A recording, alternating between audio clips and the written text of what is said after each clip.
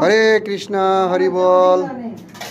এই পুরুষোত্তম মাস শেষ পর্যায়ে, তো আজকে আমাদের শেষ রবিবার।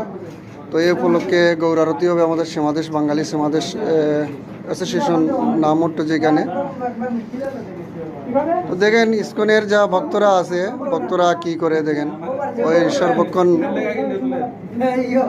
এরা সর্বদিন প্রভু ইভেন্টের কাজ করতেছে, লাইটিংয়ের কাজ করতেছে, প্রভু জব করতেছে, ডিরেকশন দিতেছে। আর ওই যে সবাই ইসকনের এরকমই, মানে অনেকে জানে না ইসকন করেটা কি। এই সর্বক্ষণ ওরা ওই ভগবানের কাজে ব্যস্ত, ওই প্রভু বাজার নিয়ে আসতেছে। এইরকম হচ্ছে ইসকনের কাজ। মানে সবাই মনে করে ইসকন কী করে, খালি খায় আর হরে কৃষ্ণ বলে আর কিছু করে না। সর্বক্ষণ ভগবানের এদের প্রভুরা কত কষ্ট করতেছে দেখছেন।